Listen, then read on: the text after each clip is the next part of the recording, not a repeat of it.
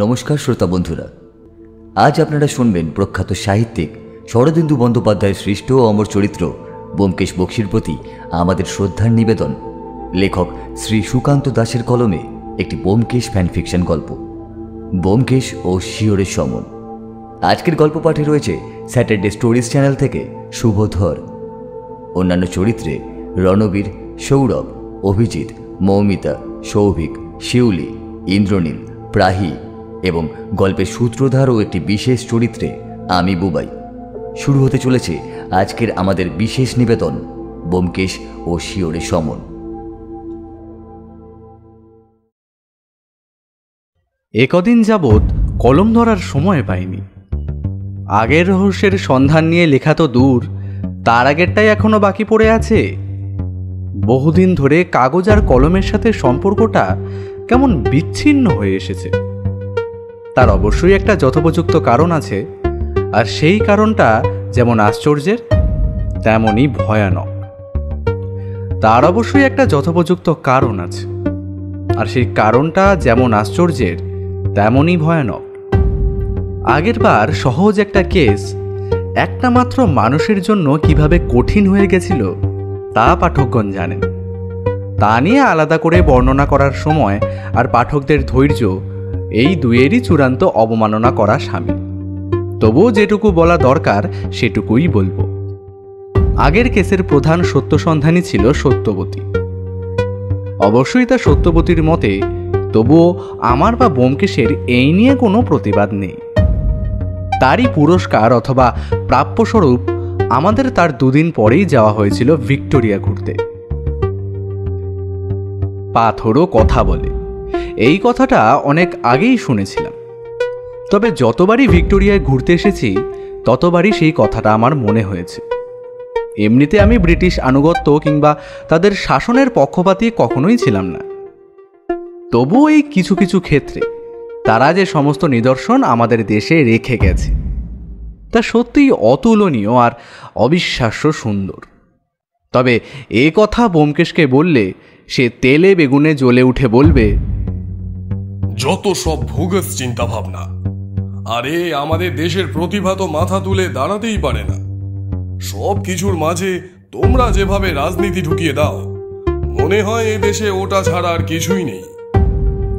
তাই এই নিয়ে তাকে কিছু না বলে সৌন্দর্য আহরণ করলাম প্রাণপণে।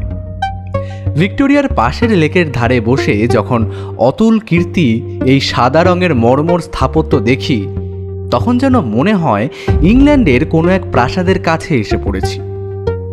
এক্ষুনি হল্ট শব্দে সবাই লাইন দিয়ে দাঁড়িয়ে যাবে, আর তাদের মাঝখান দিয়ে ঘোড়ার গাড়িতে শব্দ তুলে যাবেন স্বয়ং মহারানী ভিক্টোরিয়া। অজিত, অজিত! ব্যোমকেশের ডাকে আমার ঘোরটা কাটল। দেখি সবুজ ঘাসের বাগানে আমি বসে আছি, সত্যবতী একটু দূরে দাঁড়িয়ে, আর ব্যোমকেশ আমার দিকে তাকিয়ে। কি হে অজিত, কি ভাবছিলে? অত রানী ভিক্টোরিয়াকে দেখতে পাচ্ছিলে নাকি? না হে, এই ভিক্টোরিয়ার সৌন্দর্য মানসচক্ষে উপভোগ করিবার ক্ষুদ্র প্রয়াস করিতেছিলাম। ক্ষুদ্র প্রয়াসে কাজ হবে না, বৃহৎ প্রয়াস করতে হবে। এখন চলো বাড়ি। আমি উঠে দাঁড়াতেই সে এগিয়ে গিয়ে সত্যবতীকে কি যেন একটা বলল। তারপর আমার দিকে সরে এসে কানের কাছে মুখটা এনে বলল, এখনই বাড়ি ফিরবে নাকি শহরটা আর একটু ঘুরেই না হয়? ব্যোমকেশ এভাবে শহর ঘোরার কথা কখনো বলেনি। আমার অবাক হওয়ারই কথা, কিন্তু আমার কেমন যেন শরীরটা খুব খারাপ লাগতে শুরু করলো। আমি বললাম, ব্যোমকেশ, আজ আর নয়, বাড়ি ফিরে চল, শরীরটা আজ আর ভালো লাগছে না। ব্যোমকেশ বেশ উত্তেজিত হয়ে বলল, সে কি হে, কই দেখি দেখি। তারপর আমার গলার কাছটায় হাত দিয়ে বলল, সামান্য গরম শরীর, একটা কাজ করো, যাবার সময় একবার ডাক্তারের কাছে ঘুরে যাওয়া যাক। আরে করো কি, সামান্য শরীরটা গরম হয়েছে এত ভেবো না। ব্যোমকেশ কি যেন একটা ভাবল, তারপর বলল, ওফ অজিত, চলো, যাওয়াটা দরকার। বলেই সত্যবতীকে ডাকল। এই সত্য, এদিকে একবার এসো তো, দেখো অজিতের জ্বর এলো নাকি। ব্যোমকেশ কোনো কথাই শুনল না আমার। প্রায় জোর করে দুজন মিলেই আমায় নিয়ে গেল ডাক্তারের কাছে। এই হলো আমার ভূমিকা। তারপর থেকে আমি আজ বিছানায় 4 দিন হলো। মাঝে মাঝে প্রবলভাবে শরীর কাঁপিয়ে জ্বর আসে, কিন্তু বেশিক্ষণ থাকে না, ছেড়ে যায়। ওষুধপত্র সব সত্যবতীই দেখছে, তবে আমার অবস্থা খুবই কাহিল। তবে এর মাঝে আর একটা নতুন ঘটনা ঘটেছে, সে কথাই এখন বলা যাক। যদিও পুরোটাই আমার ব্যোমকেশের মুখে শোনা, কারণ আমি এখন একটা আলাদা ঘরে একাই থাকি।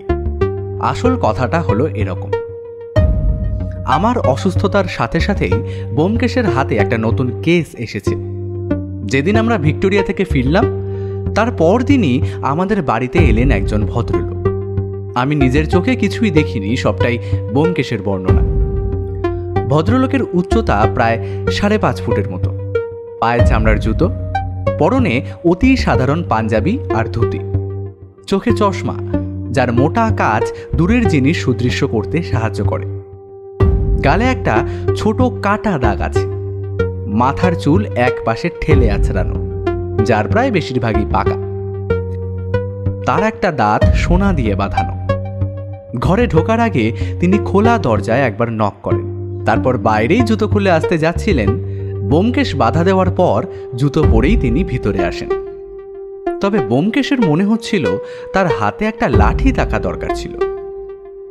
এরপরেও ব্যোমকেশ আরও অনেক বর্ণনা দিয়েছিল, যা শুনতে শুনতে আমি প্রায় অবাক হয়ে যাচ্ছিলাম।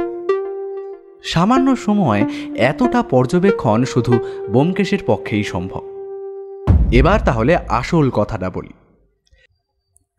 ভদ্রলোকের নাম মাধব অধিকারী, বাঙালি। তার আদি নিবাস পূর্ববঙ্গে, সেখান থেকে কাজের সূত্রে এখানে আসা। তারপর লোহা লক্করের ব্যবসায় বিস্তর মুনাফা করে নিয়ে এখন এখানেই থেকে গেছেন। তার এক ছেলে আছে, তার নাম সনাতন।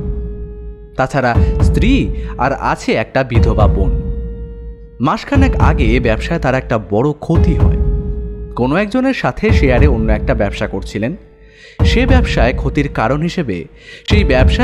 কারণ হিসেবে সেই শেয়ারের মালিককেই দায়ী মনে করলেও শক্ত কোনো প্রমাণ ছাড়া তার বিরুদ্ধে মামলা করাও অসম্ভব ব্যাপার।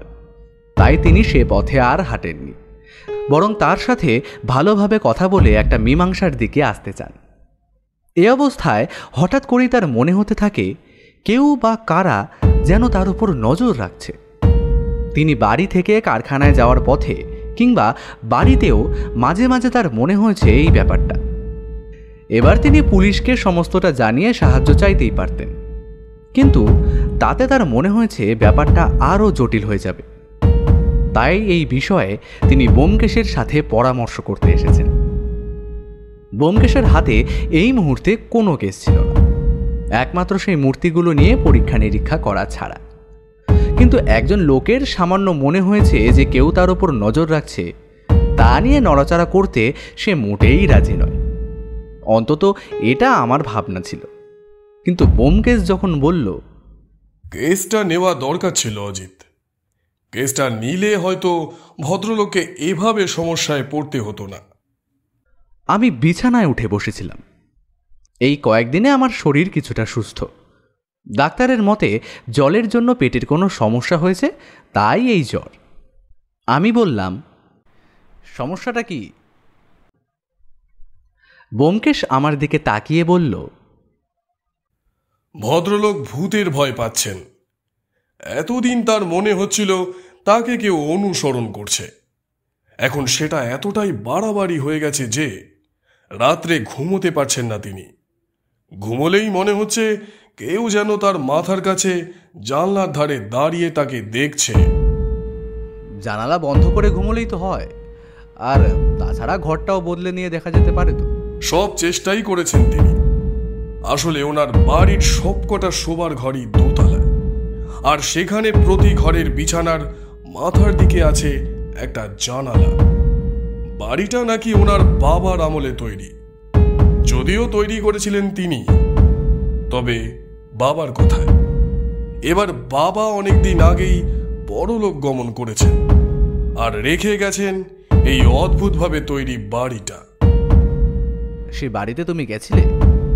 হ্যাঁ, কেসটা নেব না করেও এই অদ্ভুত ব্যাপারটা আমায় একটু নাড়া দেয়, তাই গিয়েছিলাম ওখানে। ব্যোমকেশ এবার বাড়ির বর্ণনা দেওয়া শুরু করে।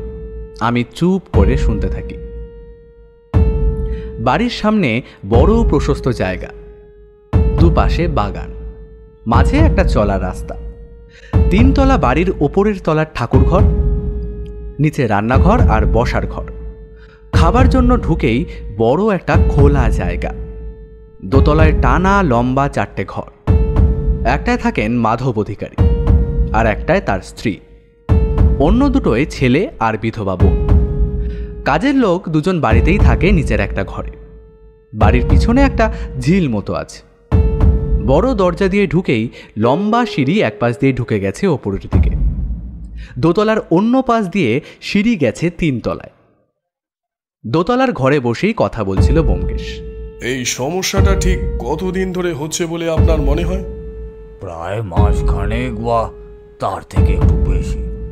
রাত্রে ভয়টা ঠিক কেমন হচ্ছে যদি একটু খুলে বলেন। প্রথম যেদিন আপনার বাড়ি গেলাম তারপর দিন থেকেই এমনটা হচ্ছে। রাত্রে রোজকারের মতো খাওয়া দাওয়া সেরে শুতে এসেছি। আমার অভ্যেস আছে রোজ খাওয়া দাওয়ার পর একবার ছাদে গিয়ে একটু হেঁটে বেড়ানো। সেদিন সেরকমই ছাদে গিয়েছিলাম, তখন কিন্তু তেমন কিছুই দেখতে পাইনি। ছাদ থেকে নেমে এসে নিজের ঘরে গিয়ে শুয়ে বললাম। ঘুমটা আসছে এমন সময় মনে হলো ঘরের খোলা জানলা দিয়ে কে যেন আমার দিকে তাকিয়ে দেখছে।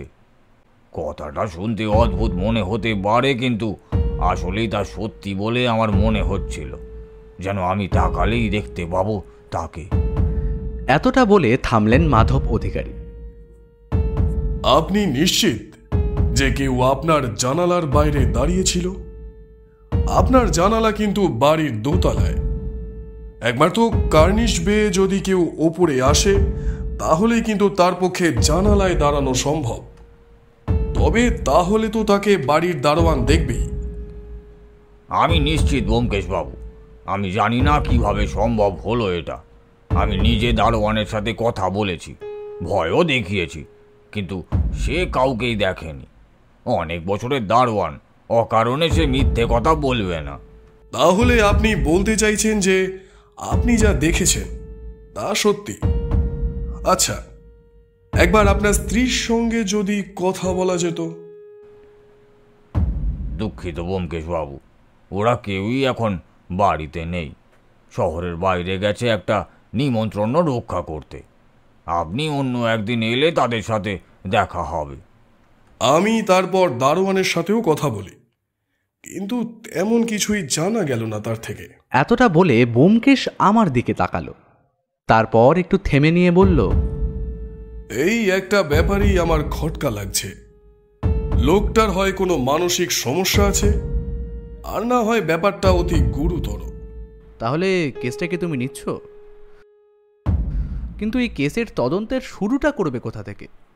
সেটাই তো আমাদের প্রথম কাজ হবে অজিত। আচ্ছা, তুমি কি এখন সুস্থ বোধ করছো? যদি করো তাহলে কাল তোমায় একটা দায়িত্ব দেব, আর যদি না করো তাহলে আমাকেই যেতে হবে। আসলে আমি আর বেশি দেরি করতে চাইছি না, কারণ যদি মাধব অধিকারীর কথা সত্যি হয় তাহলে একটা খুন হয়ে যাওয়ার আশঙ্কা উড়িয়ে দেওয়া যাচ্ছে না। হ্যাঁ, একটু সুস্থই বোধ করছি। একটু হাঁটাচলা করলে বোধহয় বাকিটাও ঠিক হয়ে যাবে, কিন্তু যাব কোথায়? ব্যোমকেশ আমার কাঁধে হাত রেখে বলল, তুমি যাবে মাধব অধিকারীর অফিসে, আর আমি যাব কাল বলবো তোমায়। এখন শুয়ে পড়ো তুমি, আজকের দিনটা বিশ্রাম নাও। কাল থেকে শুরু হবে আমাদের যাত্রা। পরদিন সকালে ব্যোমকেশের দেওয়া ঠিকানা মিলিয়ে আমি গিয়ে পৌঁছলাম মাধব অধিকারীর কারখানায়। শরীরটা আগের থেকে অনেকটাই ঝরঝরে লাগছে। কারখানাটা একটা বড় রাস্তার এক পাশে, অনেকটা জায়গা নিয়ে তৈরি। কারখানার সামনে একটা বড় গেট। সেখানে দাঁড়িয়ে থাকা দারোয়ান আমায় জিজ্ঞেস করলো, কিসকো মাংতা? কিসকো মাংতা? তা আমিও যে জানি না তার তাকে বললাম না। ব্যোমকেশের দেওয়া একটা কার্ড নিয়ে তাকে দেখতেই সে আমাকে বলল, साहेब के साथ मुलाकात करना है। लेकिन वो तो अभी तक आया नहीं। আমি ভেতরে গিয়ে অপেক্ষা করলে কি অসুবিধা হবে? তোমার সাহেব কিন্তু আমায় অপেক্ষা করতে বলেছেন। সে একবার ভাবল, মাথা চুলকে নিয়ে তারপর বলল, साहेब बोला है तो आप जाइए। বলে গেটটা খুলে দিল। আমি ভেতরে যেতেই লোহা লক করে টুংটাং শব্দ পেলাম। আমি ডান দিকে তাকাতেই একজন মেকানিক গোছের কাউকে একজন দেখতে পেলাম। তাকে বললাম, ভাই শুনছো, এই অফিস ঘরটা কোন দিকে? অফিসে এসে ঢুকতেই ভেতর থেকে একজন লোক উঠে দাঁড়িয়ে বলল, হ্যাঁ বলুন। আমি নমস্কার করে বললাম, নমস্কার, আমি আসলে মিস্টার অধিকারীর সাথে দেখা করতে এসেছি। বলেই তাকে কার্ডটা দেখালাম। আমি বসে আছি, লোকটি খাতায় কি যেন একটা লিখছে। আমি একটু কেশে নিয়ে আমার কাজ শুরু করলাম। আপনি কি এই কারখানার ম্যানেজার? ওকে, হ্যাঁ, আমি অমর সামন্ত। এই কারখানার পুরোটা আমিই দেখাশোনা করি। আপনি কতদিন ধরে এখানে আছেন? প্রায় বছর 7 হবে। কিন্তু কেন বলুন তো? না মানে এমনিই জানতে চাইলাম। আপনাদের এই মালিক ভদ্রলোক কি রোজ আসেন কারখানায়? হ্যাঁ, তিনি রোজই আসেন ওই 12টা নাগাদ। ও আচ্ছা, তাহলে তো আমায় অনেকক্ষণ অপেক্ষা করতে হবে। একটু হেসে নিয়ে আবার তিনি নিজের কাজে মন দেন। এবার আমি দ্বিতীয় কাজটা শুরু করি। আচ্ছা, আপনাদের মালিক মানে মাধব অধিকারীর কি ইদানিং কোনো পরিবর্তন লক্ষ্য করেছিলেন? এবার ভদ্রলোক একটা অদ্ভুত দৃষ্টিতে তাকালেন, তারপর বললেন, কে বলুন তো আপনি? আমি একটু ভেবে নিলাম, তারপর বললাম, আমি আসলে একটা কাজের জন্য এখানে এসেছি। মাধব অধিকারী আসতে বলেছিলেন, তাই আসলে শুনেছিলাম ওনার নাকি ইদানিং কোনো মাথার সমস্যা হয়েছে, তাই জানতে চাইলাম। এবার ম্যানেজার ভদ্রলোক যেন একবার স্বতন্ত্র হয়ে চারিদিকে দেখে নিলেন। একবার দেখে নিলেন, তারপর বললেন, ঠিকই বলেছেন আপনি। ইদানিং ওনার মনে হচ্ছে কারা যেন ওনাকে ফলো করছে বারবার, কিন্তু মাথা খারাপ বা অন্য কোনো সমস্যা কিন্তু দেখা যায়নি আর। আমি বুঝলাম আমার ঠিক করে রাখা রাস্তাতেই চলছে গাড়ি, তাই বললাম, আগে কি কোনোদিন এমন কোনো সমস্যা দেখেছিলেন? একদমই না, বরং ওনার মাথা ভীষণ পরিষ্কার। অনেক কাজ যা আমার করতে অনেক সময় লাগে তা তিনি তাড়াতাড়ি করে ফেলতে পারতেন। তবে ওই ওনার পার্টনারের সাথে একটা ব্যবসা নিয়ে ঝামেলা হবার পর থেকেই এমনটা হচ্ছিল। আমি বুঝলাম আমার আর কিছুই জানার নেই, তাই বললাম, এই পার্টনারের কথা আপনি কি কিছু জানেন? এবার সে আমায় হতাশ করল। সে সেই পার্টনারের নাম জানে না। আমি একবার ঘড়ি দেখে নিয়ে বলি, আচ্ছা আমি একটু বাইরে থেকে ঘুরে আসি। হ্যাঁ। তিনি নিজের কাজে মন দিতেই আমি বাইরে বেরিয়ে আসি। তারপর একই কায়দায় বাইরের দুজন মেকানিকের সাথে কথা বলি। তারাও সবই একই কথা জানায়, মাধব অধিকারীর মাথায় কোনো গণ্ডগোল ছিল বলে তাদের অন্তত জানা নেই। তবে কানা ঘুষো তারা শুনেছে সেই ফলো করার ব্যাপারটা। আমি বাড়ি ফিরে এসে দেখি ব্যোমকেশ তখনও আসেনি। আমি স্নান সেরে অপেক্ষা করতে করতে কখন যে ঘুমিয়ে পড়েছি তা আমার মনে নেই। যখন ঘুমটা ভাঙল তখন দেখি বিকেল হয়ে এসেছে। উঠে বসার ঘরে গিয়ে দেখি ব্যোমকেশ তার চেয়ারের ওপর বসে খুব মন দিয়ে একটা পুরনো খবরের কাগজ দেখছে। আমি বললাম, এই আমায় ডাকলে না কেন? ও, তুমি উঠে পড়েছ? আসলে তোমার শরীরের কথাটা ভেবেই তোমাকে আর ডাকলাম না। শরীরের কথা ছাড়ো, সব ঠিক আছে। তুমি কোথায় বেরিয়েছিলে বলো তো? মাধব অধিকারী সেই পার্টনারের সাথে একবার দেখা করতে গিয়েছিলাম, কিন্তু লাভ খুব একটা হলো না। তোমার কথা বলো। কারখানার ম্যানেজার আর কর্মচারীরা সবাই বলল মাধব অধিকারীর নাকি মাথার কোনো সমস্যা নেই, তবে ওই ফলো করার ব্যাপারটা প্রায় সবাই জানে। আচ্ছা, তাহলে মাধব বাবুর মাথায় কোনো গন্ডগোল নেই বলছো? তুমি কার সাথে দেখা করতে গেছিলে? মাধব বাবুর সন্দেহ তার সেই বিজনেস পার্টনার অলোকেশ চান্দিয়ালি এসবের পেছনে, তাই তার সাথেই একটু কথা বলতে হলো। জানতে পারলে কিছু? জানতে পারলাম অজিত, কিন্তু যা জানতে পারলাম তাতে কেসটা আরো ঘোরালো হয়ে গেল। আমার সন্দেহ ছিল এই অলোকেশ চান্দিয়ালি মাধব বাবুর পিছনে লোক লাগিয়েছেন, কিন্তু তার কথা শুনে মনে হলো তৃতীয় কেউ আছে এই কেসে। হেয়ালি করো না তো ব্যোমকেশ, সবটা খুলে বলো আমায়। উফ, আর একটু সময় দাও অজিত, আর একটু। আগে আমি নিজে ভালোভাবে ব্যাপারটা বুঝে নিই, তারপর না হয় তোমায় বলবো।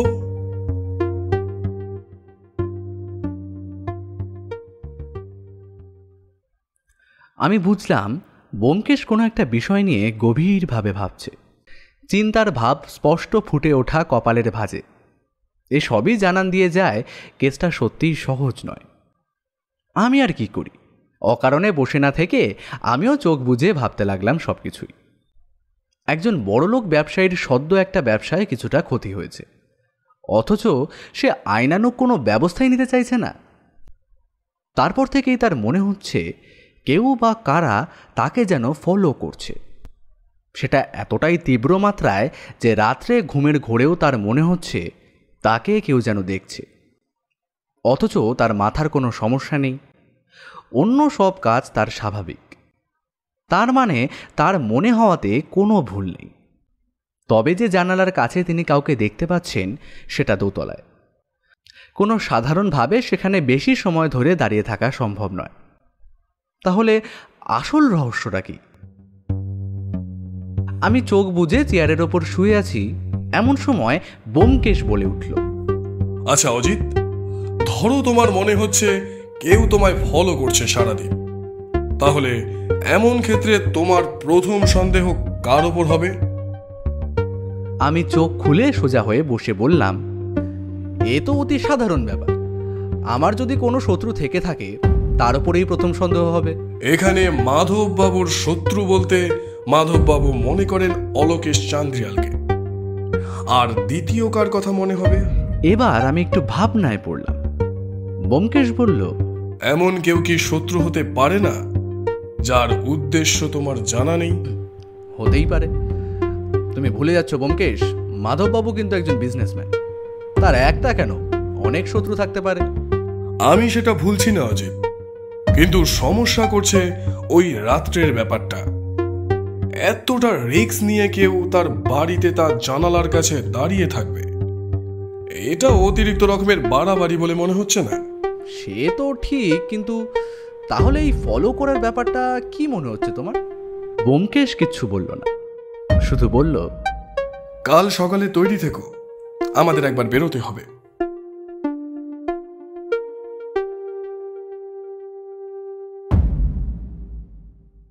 পরদিন সকালে ব্যোমকেশের ডাকে আমার ঘুম ভাঙল। উঠে দেখি বসার ঘরে চা দিয়েছে সত্যবতী। আমি মুখ ধুয়ে এসে বসতেই ব্যোমকেশ বলল, তাড়াতাড়ি তৈরি হয়ে নাও, আমাদের বেরোতে হবে। আমি তৈরি ছিলাম। তাড়াতাড়ি চা খেয়ে নিয়ে বললাম, চলো যাওয়া যাক। মাধব অধিকারীর বাড়ির বর্ণনা পাঠক আগেই শুনেছেন, তাই আর একবার তা জানিয়ে বিব্রত করা আমার উদ্দেশ্য নয়।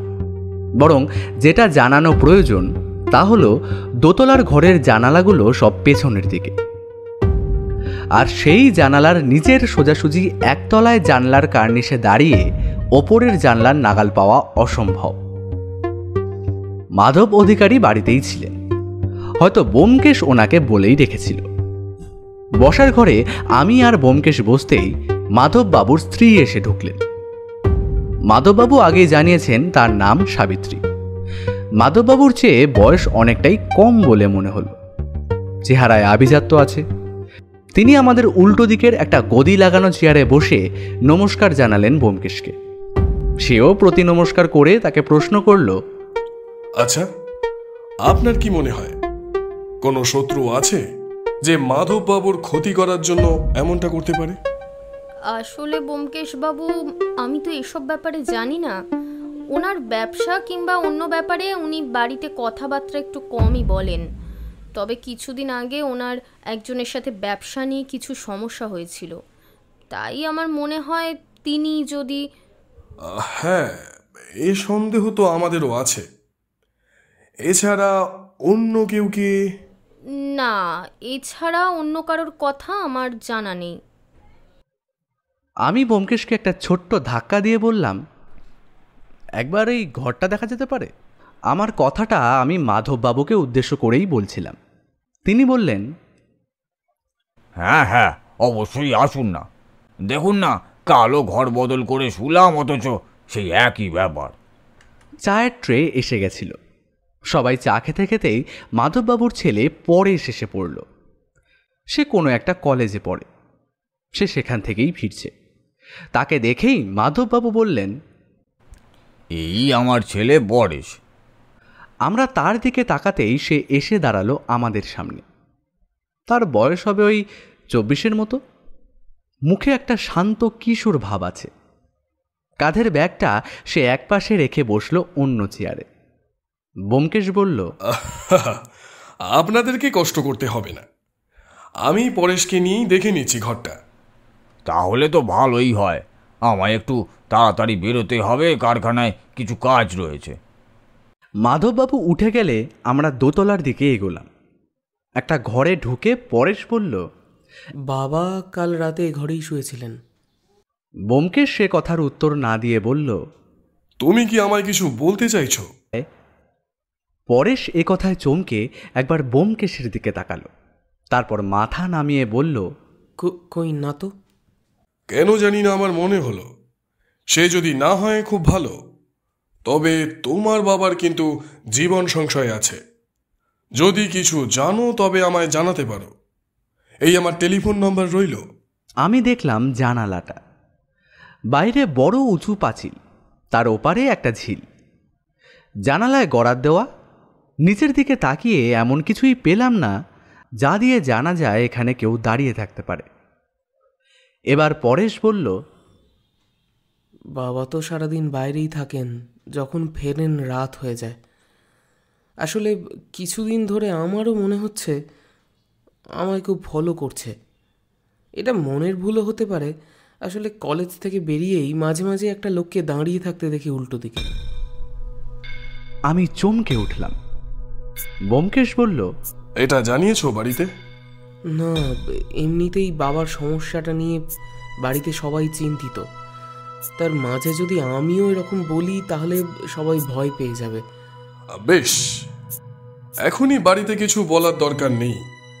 যদি সেই লোকটাকে দেখো তাহলে আমায় জানাবে, আর ভালো করে চিনে রাখার চেষ্টা করবে তাকে।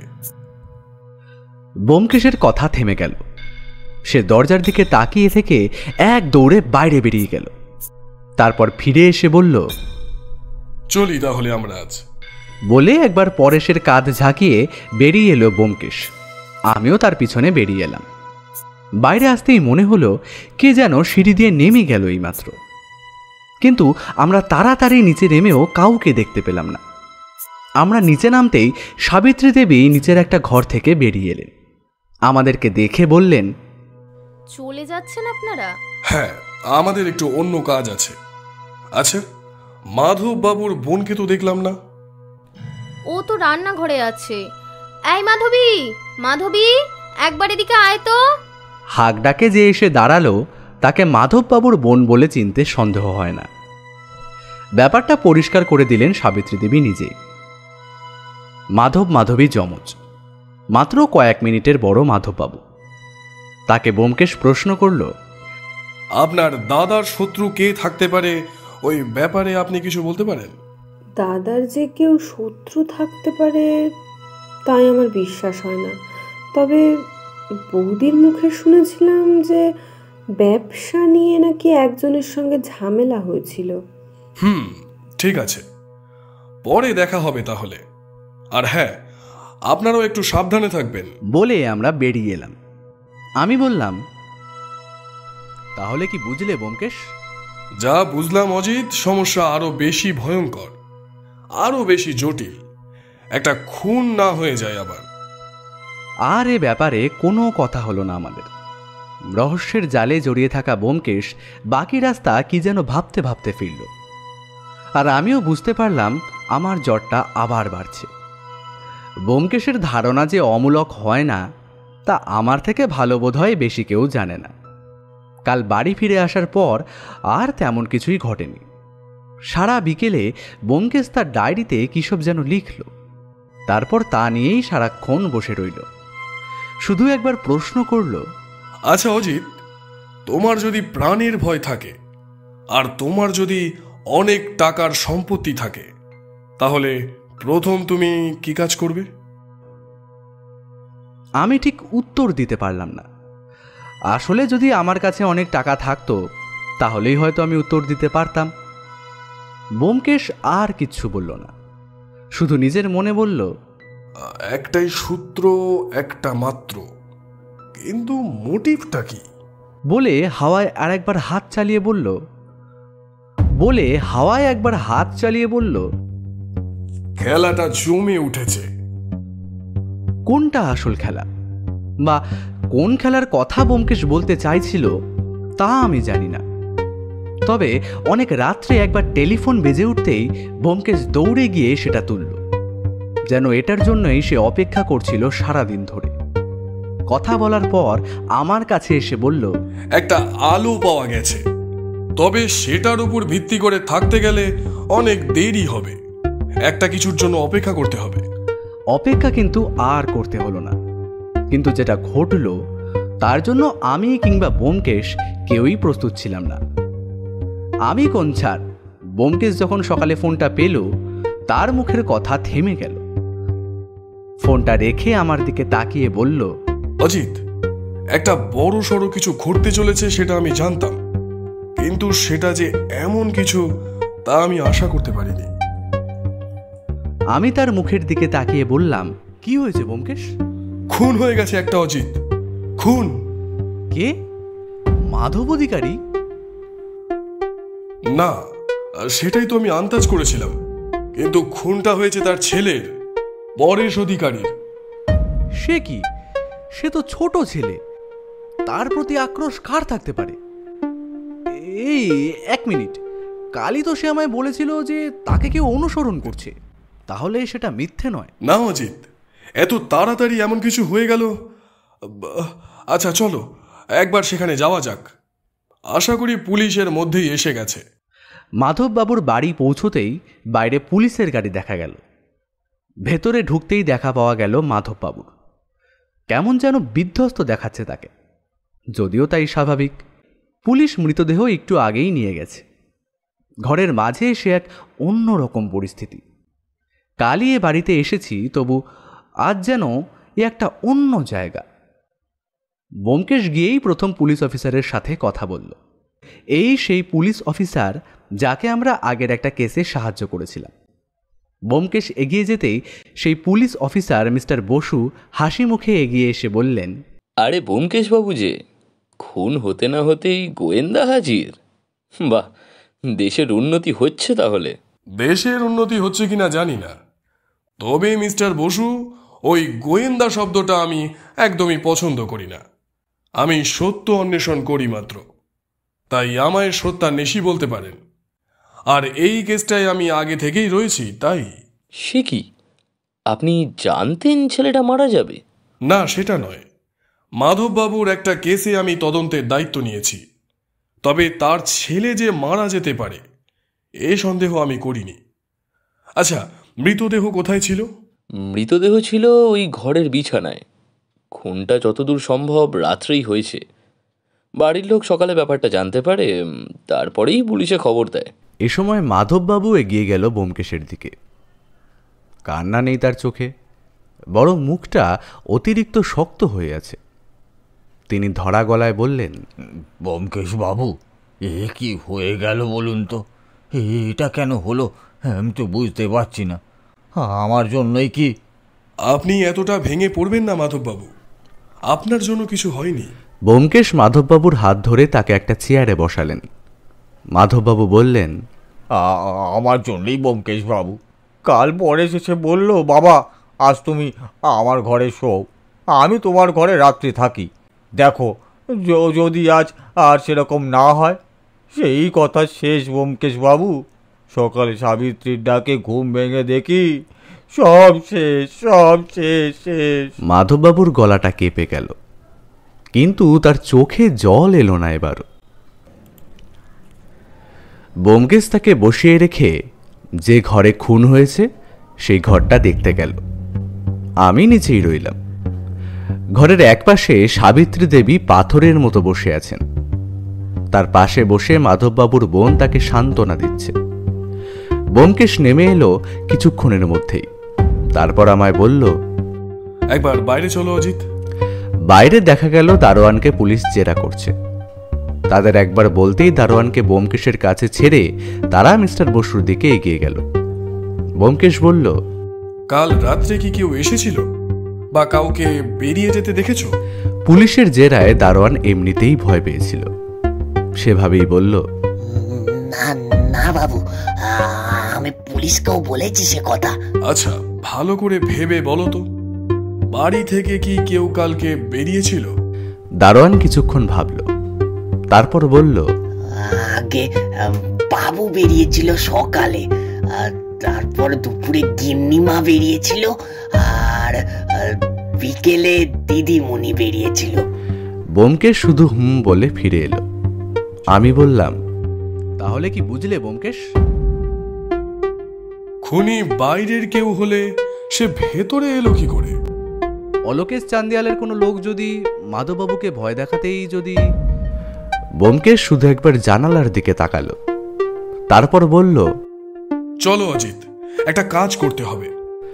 মিস্টার বসু আর মাধববাবুর সাথে একবার কথা বলে ব্যোমকেশ রাস্তায় নামতেই আমি জানতে চাইলাম, এবার কোথায় ব্যোমকেশ? তুমি বাড়ি ফিরে যাও অজিত, আমায় একবার বেরোতে হবে। তবে তোমার একটা ছোট্ট কাজ দেব, করতে পারবে অজিত? আরে একবার বলেই দেখো না। ব্যোমকেশ যে কাজটা করতে বলল তা কিন্তু আদৌ ছোট ছিল না। আমি আর ব্যোমকেশ যখন একসাথে হলাম তখন প্রায় সন্ধে হয়ে এসেছে। নিজের চেয়ারের ওপর গা এলিয়ে দিয়ে ব্যোমকেশ বলল, তাহলে ব্যাপারটা এত দূর পর্যন্ত বিস্তৃত। আমি শুধু ভেবে যাচ্ছি অলোকেশ চান্দিয়াল লোক লাগিয়ে সব করাচ্ছে। আচ্ছা, তুমি কোথায় গেছিলে? প্রথমে মাধব অধিকারী কারখানা, তারপর সেখান থেকে থানায়, মাঝে পরেশের কলেজের কাছেও একবার যেতে হলো। এবার শুধু একবার মাধব বাবুর ডাক্তারের সঙ্গে দেখা করতে হবে। আবার ডাক্তার কেন? এই তুমি কি ভাবছো বলো তো? অলোকেশ চান্দিয়াল যদি এসব না করায় তাহলে আসল খুনি কে?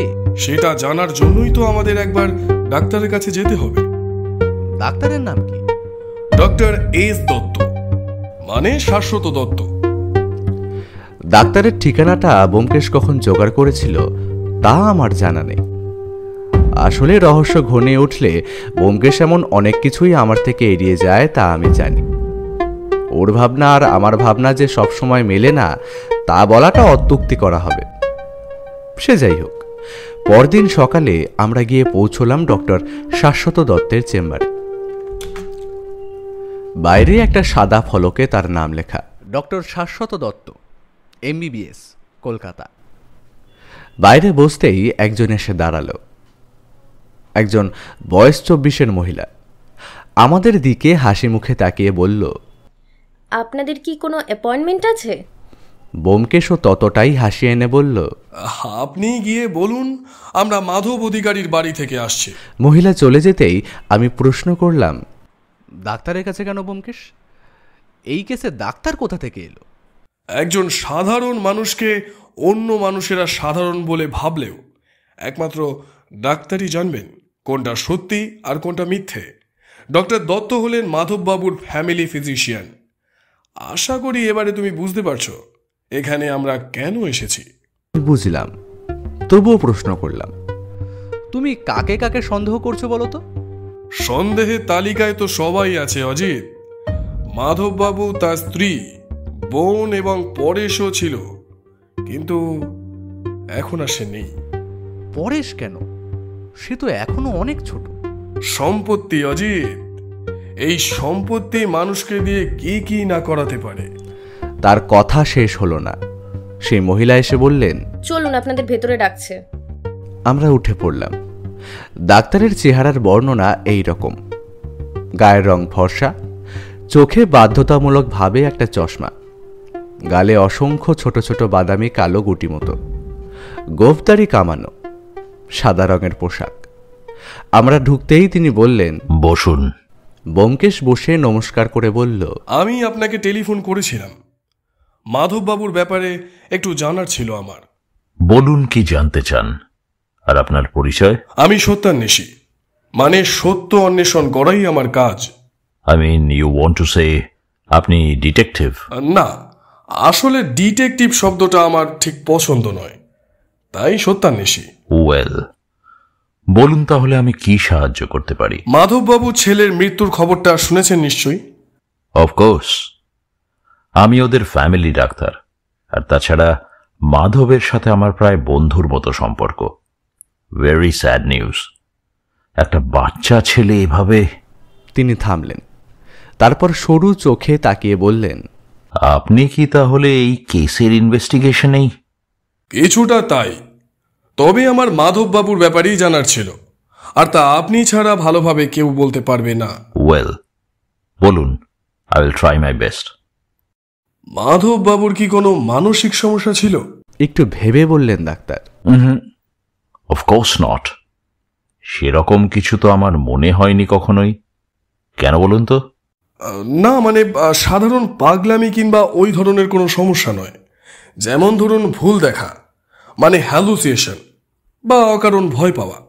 ডক্টর দত্ত মাথা উঁচু করে ভাবতে লাগলেন, তারপর বললেন, হ্যাঁ, একটা ব্যাপার ছিল।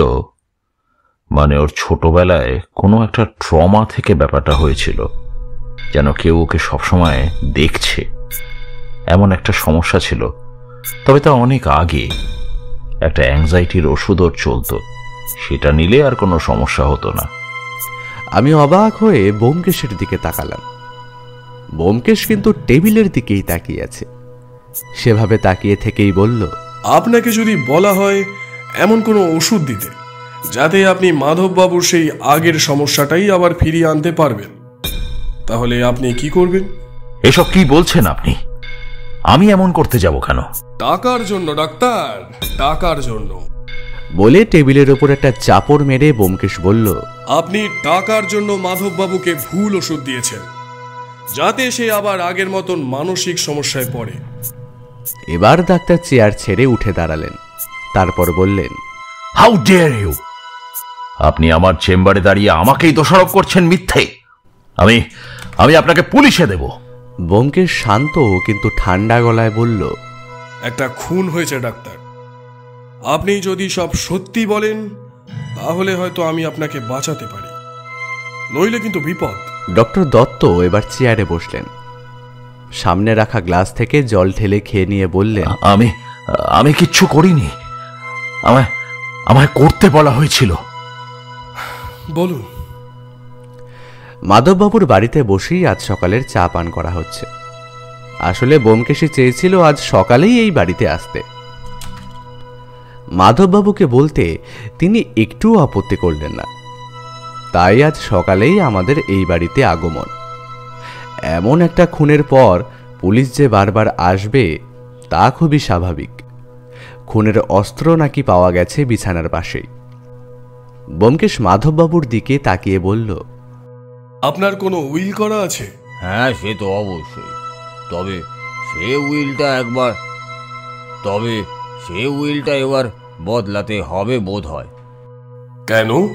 উইলে আমার ছেলেকে সম্পত্তির বেশি অংশ দেওয়া ছিল, তবে শর্ত সাপেক্ষে তাকে আমার স্ত্রী আর বোনকে দেখাশোনা করতে হবে। কিছু আমার স্ত্রীর নামে আর অল্প কিছু বোনের জন্য। এবার তো তা বদলাতে হবে। ভেবেছেন কিছু এই ব্যাপারে? ভেবেছি পুরো সম্পত্তিটাই একটা অনাথ আশ্রমে দান করে যাব। আমার মৃত্যুর পর তারা এই সম্পত্তির অধিকারী হবে, আর আমার স্ত্রী আর বোন মাসিক একটা অর্থ সেখান থেকে পাবে। বাহ, খুব ভালো কথা। আসলে আপনার ছেলের খুনটার পর আমার কেন জানি না মনে হচ্ছে আপনারও প্রাণের সংশয় আছে। তাই আমি দুপক্ষের কথা শুনতে শুনতে অবাক হয়ে যাচ্ছিলাম। তবে আমার চেয়েও বেশি অবাক হচ্ছিল মাধববাবুর স্ত্রী আর বোন। একসময় মাধববাবুর স্ত্রী বললেন, এখন এসবের কোনো দরকার নেই, আগে ছেলেটার কাজকর্ম মিটুক, তারপর যা করার করো বলে ডুকরে কেঁদে উঠলেন। তাকে সান্ত্বনা দিতে দিতে মাধববাবুর বোন বললেন, আহ দাদা, এই সময় এসব কথা থাক না, পরে হবে খুন। পরে হলে অনেক দেরি হয়ে যাবে যে। কালই আপনি এর ব্যবস্থা করুন, আমরা জুটি মাধববাবু। আমি ব্যোমকেশকে নিয়ে উঠে একবার সেই ঘরে গেলাম যেখানে খুনটা হয়েছে। ঘরের দরজা বাইরে থেকে বন্ধ করাই ছিল। সেটা খোলার আগে ব্যোমকেশ বলল, একবার মাধববাবুকে ডেকে আনো তো। আমি নিচে নেমে গেলাম। যখন ওপরে এলাম, ব্যোমকেশ দরজার বাইরেই দাঁড়িয়ে বলল, মৃতদেহ প্রথম কে দেখেছিল? আমার বোন। ও অনেক সকালে ঘুম থেকে ওঠে, দরজা খোলা দেখে উকি দেয় আর তখনই দেখে এই দৃশ্য। তার মানে দরজা খোলা ছিল, কিন্তু দরজা খোলা থাকার কারণ কি? আসলে এ বাড়িতে কেউ দরজা বন্ধ করে ঘুমায় না, সবাই দরজা খুলে রেখেই ঘুমায়, এটাই চলে আসছে। ব্যোমকেশ মুখের কাছে হাত এনে দরজা দেখতে দেখতে বলে, তার মানে খুনিকে কোনো বেগই পেতে হয়নি। ঘরের ভেতর বিছানায় সাদা কাপড় বিছানো, এর মাঝেই পড়েছিল পরেশের নিষ্প্রাণ দেহটা। ব্যোমকেশ কিন্তু বিছানার দিকে গেল না, বরং বাকি ঘরটায় ঘুরে কি যেন একটা খুঁজতে লাগলো। একসময় মাধববাবুকে বলল, এই ঘর থেকে কি কিছু সরানো হয়েছে? না তো, পুলিশ বারণ করেছে এখান থেকে কিছু সরিয়ে নিয়ে যেতে, খোলাই তো হয়নি। ব্যোমকেশ একটা হাতের ওপর আর একটা হাতের গুঁতো মেরে বলে, কি যেন একটা কম রয়েছে এই ঘরে। আপনি নিশ্চিত কিচ্ছু সরানো হয়নি? না, আমি একেবারে নিশ্চিত। আচ্ছা, যেদিন পরেশ খুন হলো সেদিন কি আপনি রাত্রে ভয় পেয়েছিলেন? মানে ওই যে আপনার মনে হয় যে কেউ জানলার কাছে দাঁড়িয়ে আছে এমন? মাধববাবু যেন ভীষণ চমকে গেছেন, এমন ভাবে বললেন, আরে তাই তো, সেদিন রাত্রের পর থেকে ওই ব্যাপারটা একদম কমে গেছে। ব্যোমকেশ একটা অদ্ভুত ভাবে হাসল শব্দ না করে। ব্যোমকেশ আর কিছু বলে না, চিন্তিত মুখে বাইরে বেরিয়ে আসে। তারপর বলে, যত তাড়াতাড়ি সম্ভব উইলটা বদলে নিন। উইল বদলানোর জন্য এত তাড়াহুড়োর কি আছে আমি বুঝলাম না। বাইরে বেরিয়ে ব্যোমকেশকে প্রশ্ন করলে সে শুধু হাসল। তারপর বলল, অজিত, তোমার শরীর সম্পূর্ণ সুস্থ তো? হ্যাঁ, কেন বলো তো? কারণ আজ দুপুর পর্যন্ত হয়তো আমাদের ফেরা হবে না। কিন্তু কেন? আমরা কোথায় যাচ্ছি? আমরা কোথাও যাচ্ছি না অজিত, আমরা অপেক্ষা করব একজনের জন্য। বলে ব্যোমকেশ তার সেই এক পেশে হাসিটা হাসল। আমার বুকের ভেতরটা ধক করে উঠল। এই হাসিটা ব্যোমকেশ তখনই হাসে যখন কোনো কেসের সমাধান সে করে ফেলে। আমি ভাবলাম একবার তাকে জিজ্ঞাসা করি, কিন্তু তার যে কোনো ফল হবে না তা ব্যোমকেশের মুখ দেখেই বোঝা যাচ্ছে। প্রায় দুপুরের মাঝামাঝি পর্যন্ত আমরা অপেক্ষা করলাম মাধববাবুর বাড়ির বাইরে এবং ছোট্ট একটা দোকান ঘরের কাছে। এটা চায়ের দোকান, শুধু তো আর বসে থাকা যায় না, তাই আমরা পরপর 4 কাপ করে চা খেলাম। পঞ্চম কাপের জন্য বলবো কিনা ভাবছি, এমন সময় ব্যোমকেশ বলল, চলে এসো অজিত। আমি চায়ের দোকানের টাকাটা মিটিয়ে কোনো রকমে দৌড়ে ব্যোমকেশের পিছু নিলাম। দুপুরে শহরের রাস্তা মানুষে ভরা। আমি প্রথমে বুঝতেই পারলাম না আমরা ঠিক কাকে অনুসরণ করছি, কিন্তু যখন ব্যোমকেশ একটা রিক্সা ডেকে তাকে সামনের রিক্সাটাকে ফলো করতে বলল, তখন সেদিকে তাকিয়ে দেখি সামনের রিক্সায় বসে এক মহিলা। কিছুক্ষণের মধ্যেই সেই মহিলা এক জায়গায় এসে রিক্সা থেকে নামলো। ব্যোমকেশ বলল, আমাদের একটু সামনে নামাও। আমরা নামতে নামতে সেই মহিলা একটা কারখানার মতো জায়গায় এসে দাঁড়িয়েছে, আর আমি অবাক হয়ে দেখলাম এটা মাধববাবুর সেই কারখানা। আমরা দূর থেকেই দেখলাম সেই মহিলা গেটের বাইরে দাঁড়িয়ে দারোয়ানকে কি যেন বলতেই সে ভিতরে চলে গেল। আর মহিলা আরো একবার এদিকে ওদিকে তাকালেন। আমরা তাড়াতাড়ি ভিড়ের মধ্যে মিশে গেলাম, কিন্তু তার মুখ ততক্ষণে আমি দেখে নিয়েছি। কাপড়ের আঁচল দিয়ে মুখটা অর্ধেক ঢাকা। আমি রুদ্ধশ্বাসে বললাম, ব্যোমকেশ, এ তো। ব্যোমকেশ আমার দিকে কটমট করে তাকাতেই আমি থেমে গেলাম। এবার গেটের ওপারে যে এসে দাঁড়ালো তাকে আমি চিনি না, কিন্তু তাকে দেখেই ব্যোমকেশ আস্তে আস্তে বলল, চেনো একে? আমি মাথা নাড়ালাম। ব্যোমকেশ বলল, এ হলো কুখ্যাত চোর মদনলাল, যদিও তা তার ছদ্মনাম। আরো কিছুক্ষণ কথা বলে মহিলা এদিক ওদিক তাকিয়ে রাস্তা ধরে এগিয়ে একটা রিক্সা নিল। চলো অজিত, এবার ফেরা যাক। আজ রাত্রে আবার আমাদের নৈশ অভিযানে নামতে হবে। একটা অন্ধকার ঘর, কেউ একজন বিছানায় শুয়ে রয়েছে। অন্ধকার ঘরে আর কেউ কোথাও নেই। বিছানার একপাশে খোলা জানলা দিয়ে হাওয়া আসছে অল্প। সেই হাওয়ায় টেবিলের পর্দাটা উড়ছে, আর উড়ছে দেওয়ালে একটা ক্যালেন্ডার। হঠাৎ একটা মৃদু শব্দে ঘরের দরজাটা খুলে যায়, আর আস্তে আস্তে কেউ ঘরের ভেতরে ঢুকে আসে। তার হাতে একটা ধারালো কিছু চকচক করে ওঠে। সে টেবিলের কাছে এসে গেলাসটা তুলে দেখে, তারপর বিছানার পাশে দাঁড়িয়ে হাতের জিনিসটা মাথার ওপর তুলে ধরে বিছানায় শুয়ে থাকা মানুষটার বুক লক্ষ্য করে নামিয়ে আনে চোখের পলকে। একবার, দুবার, তিনবার।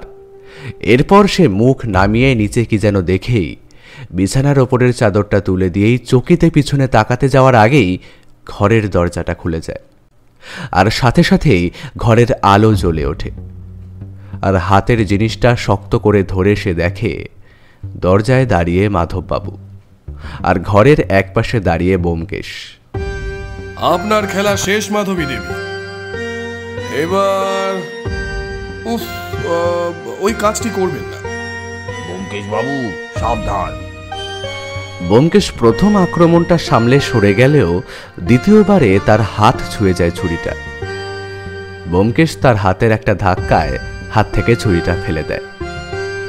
এর মধ্যেই সিঁড়িতে শব্দ, আর অজিতের সাথে মিস্টার বসু, দুজন কনস্টেবল আর দুজন মহিলা কনস্টেবল। তারা এসে মাধবী দেবীকে জাপটে ধরে বাইরে নিয়ে যায়। মিস্টার বসু বলেন, ব্যোমকেশ বাবু, আপনি ফার্স্ট এডটা নিয়ে নিন, আমি ওনাকে নিয়ে যাচ্ছি, কাল খোঁজ দেব। যাওয়ার সময় একবার মাধবী দেবী চিৎকার করে বলতে থাকলেন, ছাড়বো না, কাউকে ছাড়বো না আমি। সবাই মিলে বসার ঘরে এসে বসে।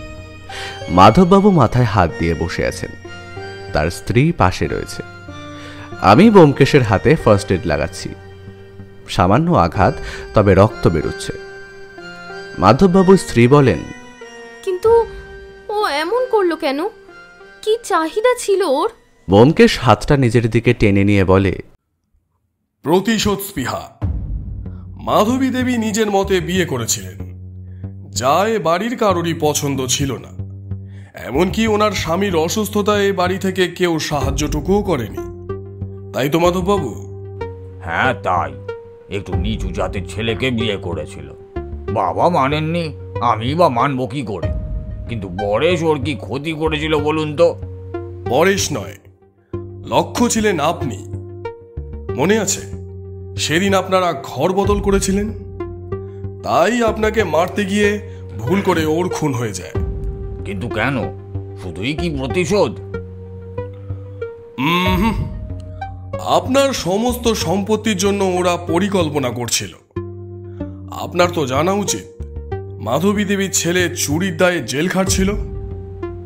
হ্যাঁ, ও আমায় বলেছিল ওকে ছাড়ানোর কথা, কিন্তু একটা চোরকে আমি ছাড়বো না বলেই দিয়েছিলাম। সে রাগ আর ক্ষোভ জমছিল ওদের মনে। মার ছেলে মিলেই পরিকল্পনা করছিল আপনাকে সরিয়ে দেবা। এর মাঝেই অলোকেশ চান্দিয়ালের সঙ্গে আপনার ঝামেলা ওদের কাছে সুযোগ এনে দেয়। আপনার হয়তো মনে নেই, ছোটবেলায় আপনার একটা সমস্যা ছিল, একটা ভয়, যেন কেউ আপনাকে ফলো করছে সব সময়। সেটা মাধবী দেবী জানতেন। এই কাজে তাকে সাহায্য করেন আপনারই বন্ধু ও ফ্যামিলি ডাক্তার। সে আপনার বোনকে চিনত ও জানত। হয়তো তার সাথে হওয়া ভুলের জন্যই তাকে সাহায্য করে। ওরা ভেবেছিল আপনার মাথা খারাপ হয়ে গেলে আর সবটা গুছিয়ে নিতে সুবিধা হবে, কিন্তু এর মাঝে আমি এসে পড়ি। ওরা ভয় পেয়ে যায়। মাধবী দেবীর ছেলে এবার পরেশকে ফলো করতে শুরু করে। হয়তো অপহরণ করবেই ভেবেছিল, কিন্তু যেদিন আমায় পরেশ সে কথা বলেছিল সেদিনই বাইরে থেকে তা শুনে নেয় মাধবী দেবী। তারপর সেদিন রাত্রে পরেশ আমায় জানায় সেই লোকটার মুখটা অনেকটা আপনার মতোই। এখানেই আমি গুলিয়ে ফেলি, ভাবতে থাকি আপনার অন্য কোনো সন্তানের কথা। কিন্তু এর মাঝেই পরেশের খুন হয়, আর আপনি সেদিন তার ঘরেই শুয়েছিলেন। কাল ওই ঘরে ঢুকে এই যেন একটা নেই মনে হয়েছিল। পরে মনে পড়ে যে ওই গ্লাসের কথা, ওতে ঘুমের ওষুধ ছিল, তাই পরেশ কোনো বাধা দিতে পারেনি। আসলে আপনি হলে আপনিও তা পারতেন না। মাধববাবুর স্ত্রী বলেন, আপনার মাধবীর ওপরে সন্দেহ হলো কখন? যখন জানলাম ওনারা যমজ, আর সেই পরেশকে ফলো করা লোকটি পরেশবাবুর কারখানায় কাজ করলেও তার সাথে একজন মহিলা দেখা করতে আসে। তাই তো মাধববাবুকে বলে উইলের কথাটা বলালাম, যাতে ওরা খুব তাড়াতাড়ি কিছু করে। আর আমি জানতাম আজই ওরা দেখা করবে। সব দেখলেও হাতে নাতে ধরার জন্য অজিতকে পুলিশের কাছে পাঠিয়ে আমি অপেক্ষা করলাম ওই ঘরে। বাকিটা তো সবার সামনে। মাধববাবু মাথা তুলে বললেন, আমি অন্ধ হয়েছিলাম অকারণ রাগে। আমি যদি সব মেনে নিতাম তাহলে আমার ছেলেটা আজ। ব্যোমকেশ উঠে গিয়ে তার কাঁধে হাত রাখল, বলল, অতীত ভুলে যেতে হয় মাধববাবু। যা হয়ে গেছে তা নিয়ে না ভেবে আগের কথা ভাবুন। আশা করছি সব ঠিক হয়ে যাবে। বাড়ি ফিরে ব্যোমকেশ চেয়ারে গায়ে দিয়ে দিল। সত্য, এই সত্য, একবার এদিকে এসো। সত্য এসে দাঁড়াতেই বলল, আজ এক মহিলা খুনির হাতে পড়েছিলাম, একটুর জন্য বেঁচে গেছি। সত্যবতী হাতের চোট দেখে বলল, পরের উপকার করতে গিয়ে নিজে কাণ্ড বাঁধিয়ে নিয়ে আসো। সত্যর চোখটা ছলছল করে উঠল। এই হলো নারী চরিত্র অজিত। কেউ খুন করতেও হাত কাঁপে না, আর কেউ সামান্য আঘাত দেখেই উপকার। আরে কিচ্ছু হয়নি আমার। আরে আমায় মারতে গেলে তো। ব্যোমকেশের কথা শেষ হলো না, তার আগেই সত্যবতী তার মুখে হাত চাপা দিল। তার গাল বেয়ে এক ফোঁটা জল নেমে এলো। মাধববাবু কিন্তু এর মাঝেও একদিন এসেছিলেন। জানালেন মাধবী দেবী ও তার ছেলে দুজনেই এখন শ্রীঘরে। আর যাওয়ার সময় একটা সাদা খাম দিয়ে গেলেন, যা খুব একটা পাতলা কিংবা হালকা ছিল না।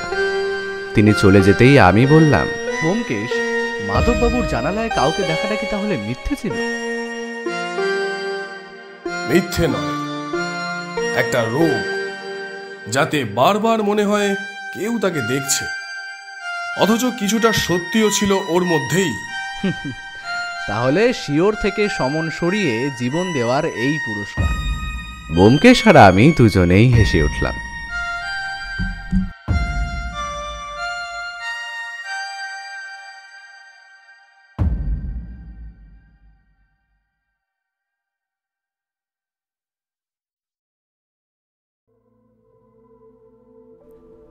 শুনছিলেন লেখক সুকান্ত দাসের কলমে ব্যোমকেশ ও শিওরের সমন। সম্পাদনা, ডিরেকশন এবং ভিএফএক্সে প্রায়ণ ও আমি বুবাই। শব্দ পরিকল্পনা, মিশ্রণ এবং আবহ সৃষ্টিতে মিহান্স প্রোডাকশন হাউস। কেমন লাগলো আজকের গল্পটি? ভালো লাগলে অবশ্যই আমাদের সাবস্ক্রাইব করে আমাদের সাথে থাকুন এবং লাইক ও কমেন্টের মাধ্যমে আপনার মতামত জানান। এরকম গল্প যদি আরও শুনতে চান তাহলে প্লিজ আমাদের কমেন্টের মাধ্যমে জানান। দেখা হবে নতুন কোনো গল্পে। ততক্ষণের জন্য শুভরাত্রি। ভালো থাকবেন এবং সকলকে ভালো রাখবেন।